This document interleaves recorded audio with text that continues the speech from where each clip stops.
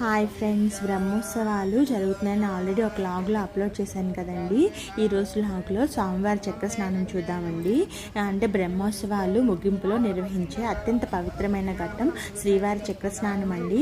పుష్కరంలో అర్చకులు వేద మంత్రాల నడుమ పవిత్ర స్నానం ఆచరిస్తారండి. దీన్ని వీక్షించడం ద్వారా భక్తుల పాపాలు తొలగిపోతాయని విశ్వాసం అండి.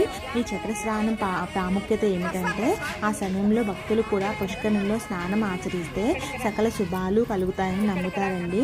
బ్రహ్మోత్సవాలు పూర్తి కావటానికి ఇది చివరి ప్రధాన వేడుక అండి. దీనిని అవభృత స్నానం అని కూడా అంటారండి. చూసారా, ఈ బ్రహ్మోత్సవాల్లో స్వామివారి చక్ర స్నానం చాలా బాగుంటుందండి. మీకు కూడా చూపిద్దామని షూట్ చేశానండి.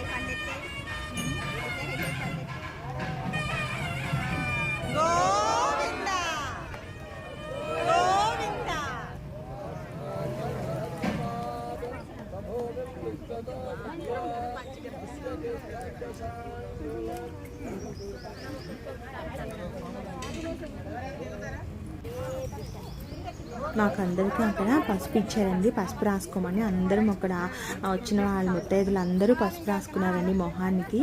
తర్వాత అందరి మీద ఆ స్వామివారి వాటర్ పోస్తారండి. అదే స్వామివారి విగ్రహం తల మీద పెట్టి ఇట్లా వాటర్ పోస్తారండి.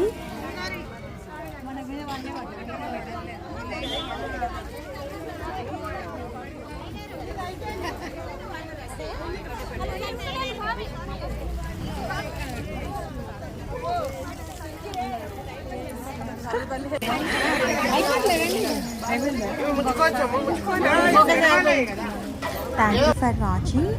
మీకు ఈ వీడియో కనుక నచ్చినట్లయితే, ఫస్ట్ టైం చూస్తున్నట్లయితే నా ఛానల్ని please subscribe to Srinika vlogs. Bye friends.